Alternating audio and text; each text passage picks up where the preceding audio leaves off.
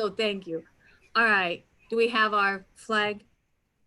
We do. Are you ready? Do you have, Is you have everybody on everyone? here? Yep. Okay. All right. Right. Yep. Let me go ahead and share that flag, and then after the pledge, I'll bring you all back. Okay. But I can talk. They'll hear me, right? Yes, ma'am. Okay.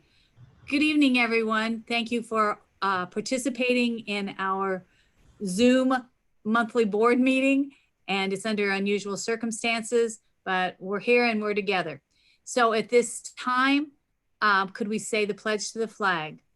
I pledge allegiance to the to the flag flag of the United States of America and to the republic for which for it which it stands, one nation, under God, indivisible, with liberty and justice for all. Thank you. Under provisions of the public meeting law of the state of Missouri, the board must adopt by roll call vote an agenda that includes the time, date, place, and tentative agenda for the meeting. A copy of the notice and agenda for this meeting was posted on Monday, April 6, 2020 at the Administration Center, 8855 Dunn Road, Hazelwood, Missouri. At the same time, copies of the notice and agenda were sent to major radio and television studios, to 3 newspapers, to all municipalities, schools in the district, and posted on the district website. Could I please have a recommendation to adopt? So move. Second. It's been moved in second. Roll call vote, please. Donna? I got it. I think Heike's doing it. Okay. Dr. Graves, Aye. Dr. Thurman, Aye. Ms. Hogshead, Aye. Mrs. Ponder, Aye. Dr. Powell Walker, He's on mute. He's on mute. Mr. Chabot, Aye. Okay.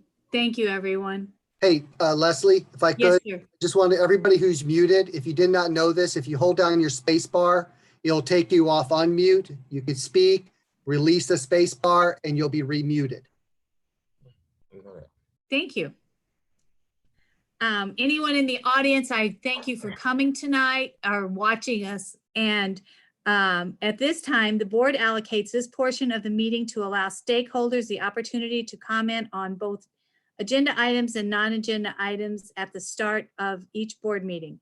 Prior to the public comment period, participants are asked to fill out a comment card with their name, address, phone number, email address, and topic to be addressed, and will be allowed up to 3 minutes to speak.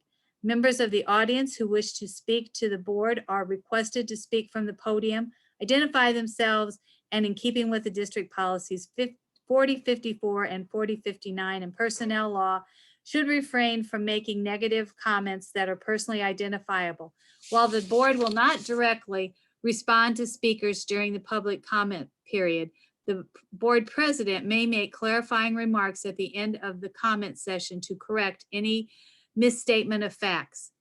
Tonight, we've done it a little bit differently. We have reached out to the community and offered you to contact us and do your ask us questions. And at this time, I will read those questions or comments and tell you who will be getting in touch with you.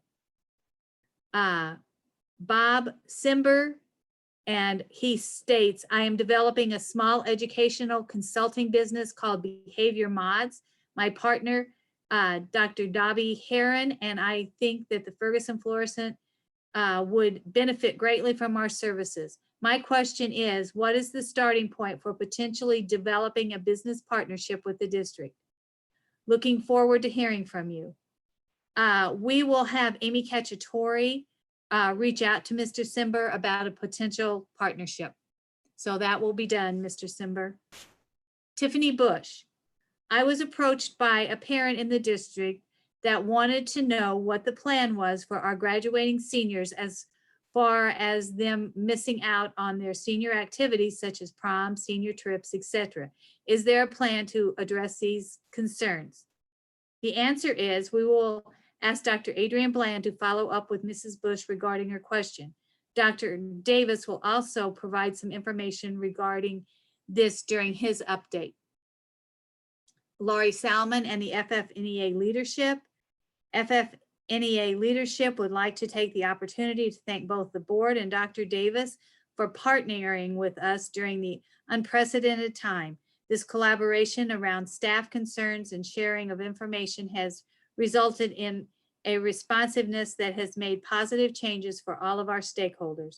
We look forward to continuing to communicate information, questions, and concerns brought forward and look forward to maintaining this high level of partnership.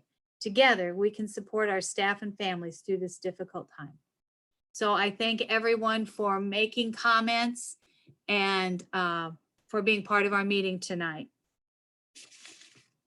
At this time, if any board member, Dr. Davis is going to give an update. Is there any other board member that would like to give an update before, or would like to say something before we start? Yes, this is Donna Thurman, and I would like to say a few things, if that's okay. Go ahead. Okay, first of all, I want to thank the Ferguson-Florissant staff for their dedication and devotion to our children. Thanks to the parents for juggling their jobs, especially those essential workers, and the responsibilities with teaching your children at home.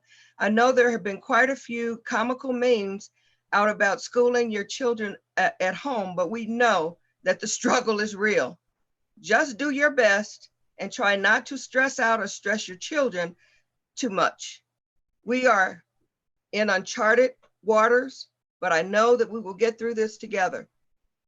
And speaking of uncharted waters, I want to talk about the April election, which has been postponed to June 2nd.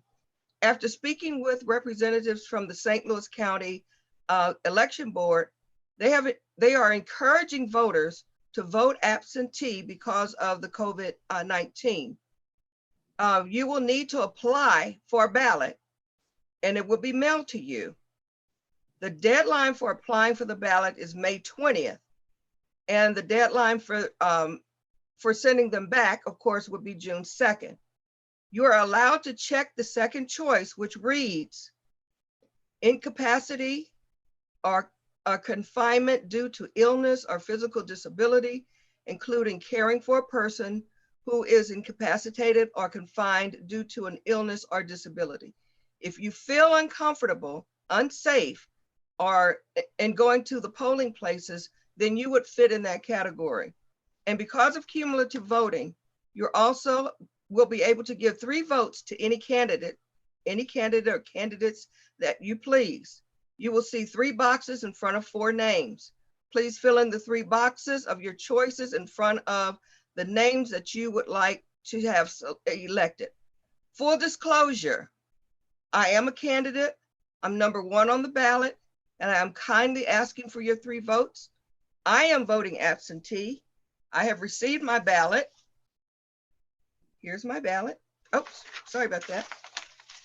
Here's my ballot. I've already checked what I'd like to have checked.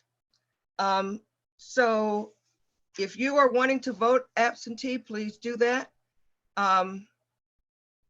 Let's see. The St. Louis County Board of Elections is now saying that they're going to send out absentee ballots to everyone who is 60 and above. So if you are 60 or above, you should be receiving an application for a ballot that you must send in before you receive an actual ballot. So if you need any questions or clarification, you can contact me or you can contact the school district. My cell number, or you can text me at 314-740-5327. Thank you. Heike, would you please give the names of all the other candidates, since we've had a political ad put out a little bit? So would you please make sure that we announce to everybody who all the candidates are? Sure. And in the order of the way they're listed on the ballot is Dr. Donna Paulette Thurman, Connie Hart, Tiffany Bush. I'm sorry. it's Connie Harch, and Kevin Martin is listed as third, and then fourth is Tiffany Bush. Thank you. So now everyone knows all 4 candidates, so that there is not anything said that we were doing anything illegal. All right, does anybody else want to add? Okay, I think, is this the point at which, Heike, that I would give my update? Yes, I'm Okay. not Heike, but yes. No, I was asking Heike because we talked about this earlier, and I just wanted to make sure that it wasn't coming later. So I wanted to just provide an update. Give me just a second to pull it up. All right. Seesaw is an app-based digital student portfolio for any device. It was purchased by the pre-K through 2 schools during the closure period and is optional for teachers to use. The purpose of Seesaw is to allow secure, reliable, two-way communication about student learning. Teachers and students can create content and share it back and forth to support the learning process. Parents see the student's work, and each account is unique to each student and driven by the teacher. Parents simply upload a photo, video, etc., based on the assignment or activity, and the teacher is able to review and provide feedback to both the student and parent through the app. Teachers now have access to the premium version of the app, allowing additional capability and support of learning for students and families. Access is truly optional, and many teachers are excited to use this new technology for learning. Thank you. Thank you very much. Does anyone else want to give an update? I just want to, again, thank all of the staff, the teachers, the parents, the families on behalf of the board. I know that we have all been excited for what you're doing. I also want to thank administration, because I know all of you have been working tirelessly in trying to make sure our students are educated. And we greatly appreciate what you're doing for all of our children and for our families. So Dr. Davis, do you have an update at this time? Yes, ma'am. I have quite a few updates actually, so I'll try to go through this speedily as I can. I want to first take this chance to salute all our healthcare workers and our essential businesses. Certainly this is something that has impacted not only our community, but this whole nation and this whole globe. So our thoughts and prayers go out to everybody, particularly thinking about families and the 2 families that we've lost already in our community. And so I just wanted to acknowledge that at this moment, and we'll continue to reach out and support our families and our community. I want to thank at this time all of the staff and the students for their efforts in continuing to learn even in the midst of this difficult time. This has been a difficult week with the loss of our employees, and our continued thoughts and prayers, of course, go out to them and those who may be ill, who have contracted the COVID-19 virus. Our thoughts and our prayers go out to you. Our communications team is continually adding information regarding the district's response to the virus on our website. So you can go to fergflor.org/united, and you can see many of those updates and many of those resources. Please be sure to check there often because we often update that. There are many food resources as well as resources for self-care and other supports. I want to touch on first food distribution update. The district has been communicating with Craig Larson from DESE, as well as regional contacts from Operation Food Search, Regional Business Council, EdPlus, and St. Louis County officials. Commissioner Van Dieven has acknowledged our loss, and we are working diligently with DESE to figure out a solution to ensure our families have access to meals during this time. This effort includes families in the city and the county. Currently, there appears to be an ample food supply at our area food pantries. Laura Madrusik, who oversees our food service division, has been working with EdPlus and other leaders and engaging the Red Cross to assist with the distribution process. And that's in the making. United Way has also been engaged because they have an effective tool for recruiting and managing volunteers. So we are getting a lot of folks involved as we have suspended this week and trying to come up with options going forward. In working with DESE, the recommendation for our district moving forward is that we use USDA's funds to purchase prepackaged meals and have them delivered to a site. And we will work with DESE to get a waiver that we have the ability to turn our food over to these organizations, such as the St. Louis Food Bank, Operations Food Search, or local pantries and churches. If we are granted the waiver, we will then communicate to our families and various of the various locations and times that they can pick up those meals. Our Student Services Department has been actively supporting our students and families through this time of school closure. Even though our schools are not in session, our students still need support and help. Social workers are researching daily food opportunities for families, giving them that feedback now, sharing those resources through the communications department. Again, go to that website, FFSD.org/United, and you can find more of that information there. Student Services is working with Linda Pedelick and our technology staff to monitor questionable student internet searches that pose a safety or self-harm issue. We've had some of that to come up, and I want to acknowledge it now. Jennifer Lane, Vershawn House, and Amy Cacciatore are receiving alerts daily on these searches and are identifying school counselors to reach out to the parents regarding the concerns and provisions of resources. So when students are on the computers, we're getting hits that there are some questionable searches coming up, and so we are taking action appropriately. And we just encourage our students and our families to really monitor that, because we want to make sure we keep our students and our families safe. Additionally, a notice was sent out to everyone regarding electronic use and the need to check in on the emotional status of our children, as well as our teachers and other adults as well. The admissions office continues to register new students moving into the district, so I want to acknowledge that. Nurses are checking in with families of our medically fragile students. Parents are thankful for the communication from nurses, and so we want to keep them in our thoughts and keep checking on them and providing supports there. Counselors and social workers are working with students electronically to support them and their emotional needs. Technology Services has been working diligently to facilitate and support our online learning and have done an amazing job of helping move our district to online learning. With the support of our facilities and maintenance staff, roughly 5,800 Chromebooks were distributed in the 4-day period of distributing them.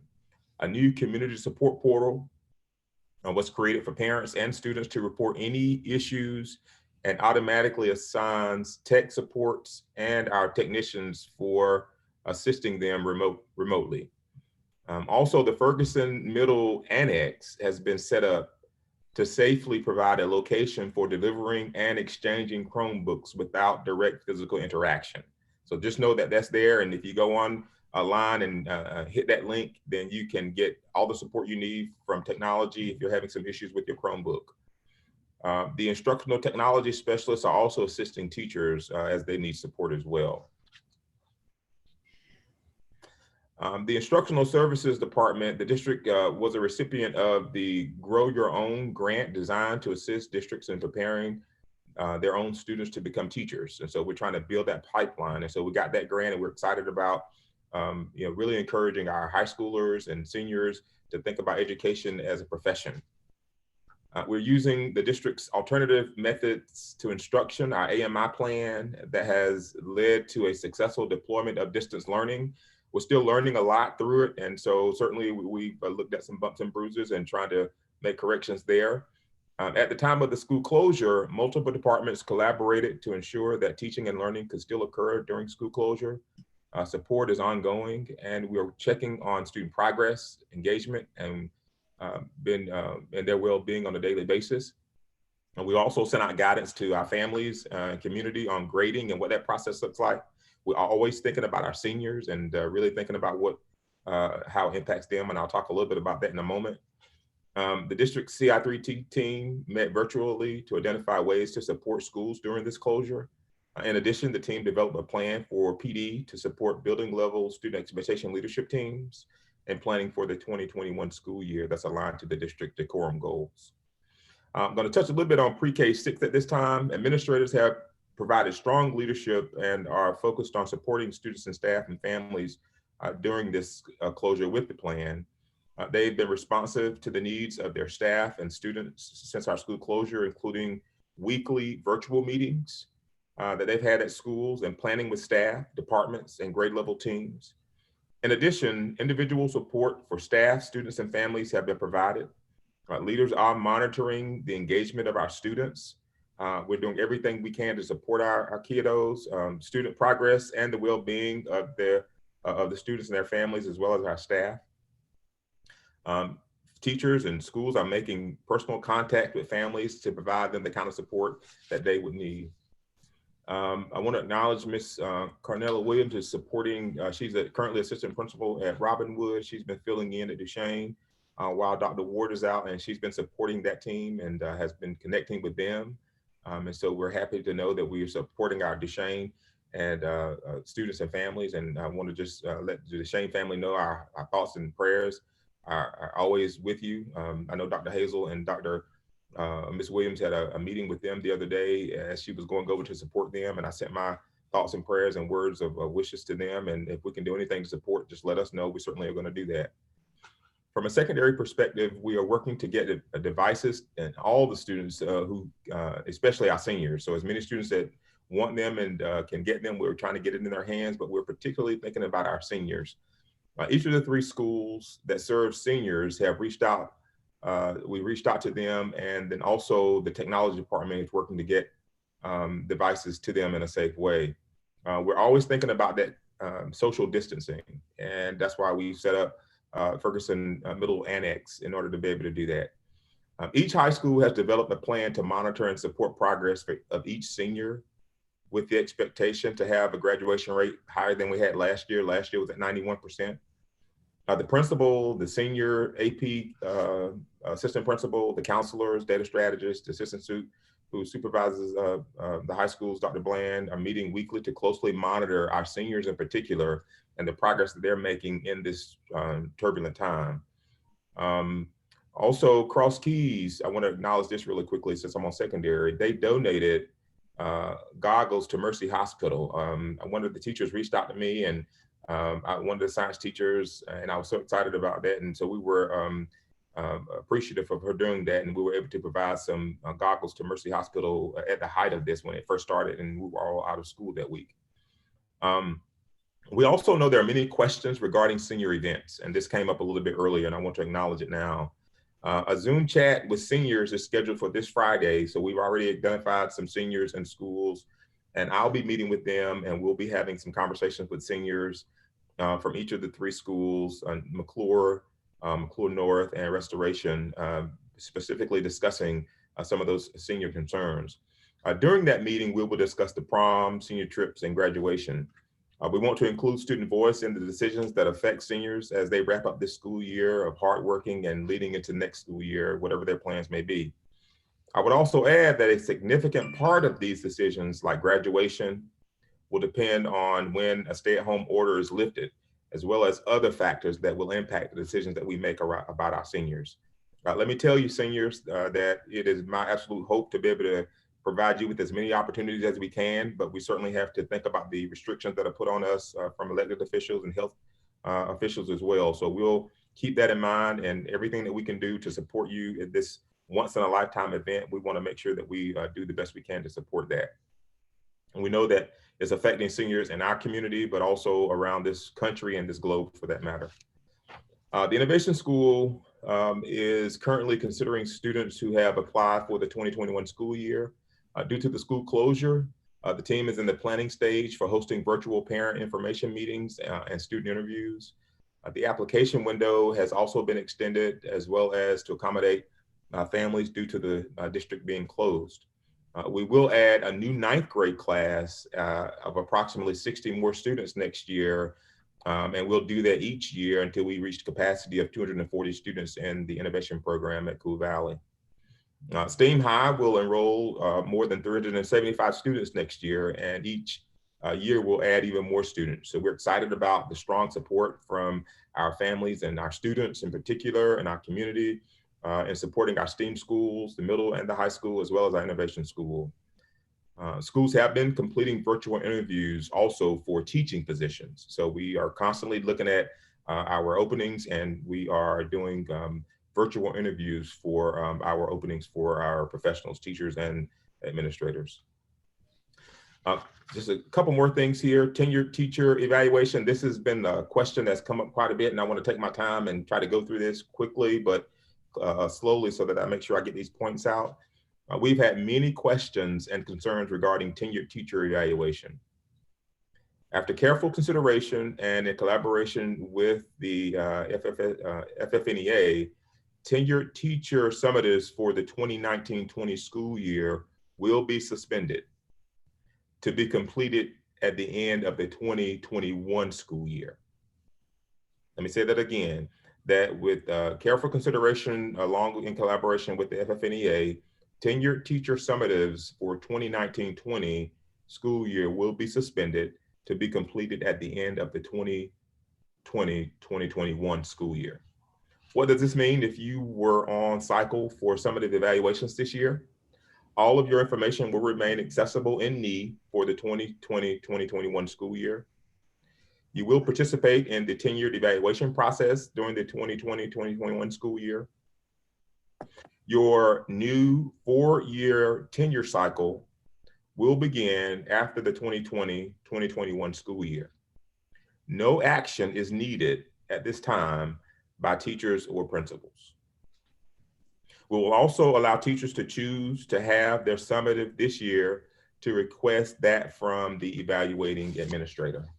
Finally, our security officers are monitoring our facilities throughout the day, and we have been coordinating with our law enforcement partners to discourage community members from using our facilities during closure. Local police departments have had vehicles on our grounds, and this appears to be reducing the groups of students and others who are gathering on school grounds and really defeating the purpose of the school closure. I'm so proud of all of the ways that our staff have come together, even though we're physically separated, but we're definitely stronger, I think, together. Let's continue to do our part by staying home, to flatten the curve, and to get rid of this virus as it's affected us all. We have a lot of work still to do, but remember that we are Ferg-Flor United. That is my report, Madam President. Thank you.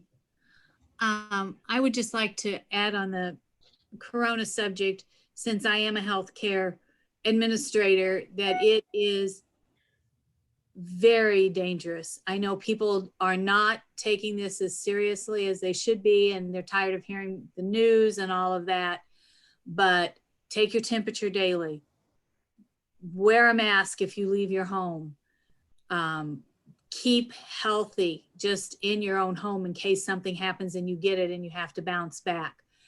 We make sure that our mail is in a bag for 72 hours because the germs can stay. They stay in cardboard, they stay in paper. So there's so many things, and everything that is brought out, be sure and that you're doing. And if you have any signs or symptoms, the county hotline can help you, but take care of yourself, because as we know, we've had 2 deaths unexpectedly, and if you work hard at it, you may not have any problems at all.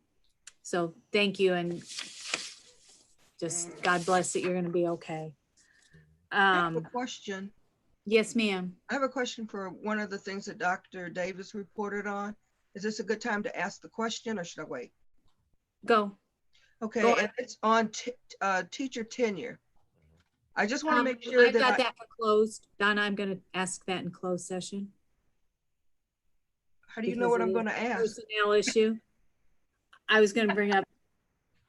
Okay. Okay, I'll wait. I'll wait.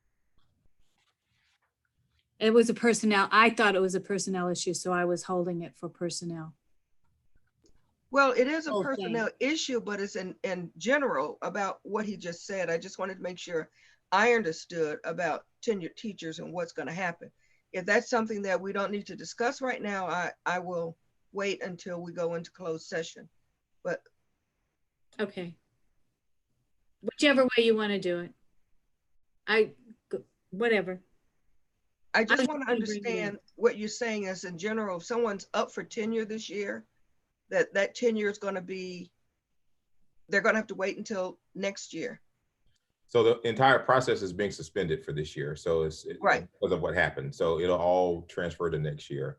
And yes, Okay, I just want to make sure I understood that. yes, ma'am. Okay, thank you. Is that okay, Leslie? Yeah, that's fine. Sorry, never mind. I'm hyper about making sure we do it. Consent agenda.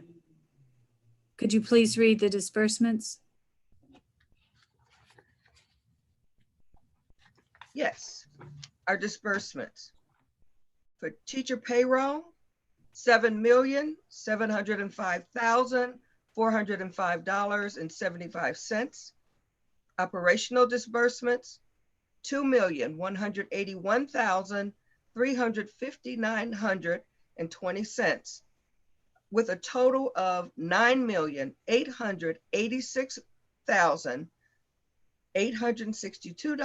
$9,886,862.95. Okay, do I have a motion to accept the consent agenda? So move. Second, It's been moved and seconded. Let's do a roll call vote, please. Dr. Graves, Aye. Dr. Thurman, abstain. Mrs. Hogshead, Aye. Ms. Ponder, Aye. Dr. Powell Walker, Aye. Mr. Chabot. He left us? You see. Aye. Okay. All right. May I? Motion carried. I'm sorry to interrupt again. Should I explain why I am abstaining from voting on this? Sure, go Or- ahead if you want. I have a sister who would be affected by this, so that is the reason I'm abstaining, who works in the district. Thank you. All right. Could I have a motion since we're going back into closed session? President Hodges, if I could just say really quickly, so I want to not go into many detail. It's Attorney Boyd, is he on? He's not on there. I think though that there are some questions about something that Donna brought up, and I'd love to Can get him on. bring back some clarity on it, because so I got a text from him, he's watching though, about the questions that Donna asked relative to teachers and tenure. And so there seems to be some clarification that needs to be brought to teachers about the tenure piece, because the statutory time frame has not been waived. So before I say any more, I'm sorry he can't get on. I would want to bring some clarity to that, and then what we'll do is communicate out to everybody. So I want to say this in here though to acknowledge that I want to bring some more clarity to the tenure piece, because tenure will still go on, but I'm going to allow him to do that because he's the expert in that area. And then we'll make sure we communicate that out to everybody that's affected by it. Okay, Yes, ma'am. thank you. All right. Now, could I have a motion to go into closed session, please? So move. Second. It's been moved in second. Could I have a roll call vote, please?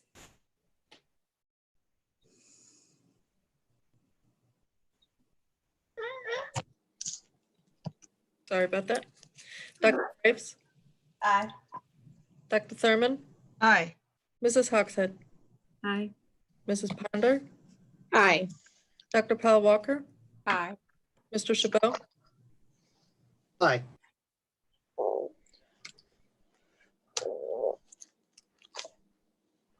Okay, now do we need a motion? We need a motion to go back in. Correct? Yes? We do that when we go into the next meeting, don't we? Yeah, Yes. and we're getting ready to go in. Oh, we have to share the screens. Sorry. Little newfangled for me. So Kurt, if you're out there, help. So you have to adjourn this meeting, right? Yes. I adjourn, well, we're going, I don't know that I adjourn this because we're going into the other meeting. But we're leaving this meeting, right? Yeah, we have Yes. to do a different Zoom. Okay, so I'm gonna leave. Yes. See you soon. Don't go too far. I'll end this meeting. Leslie, I'll go ahead and take control. You got it.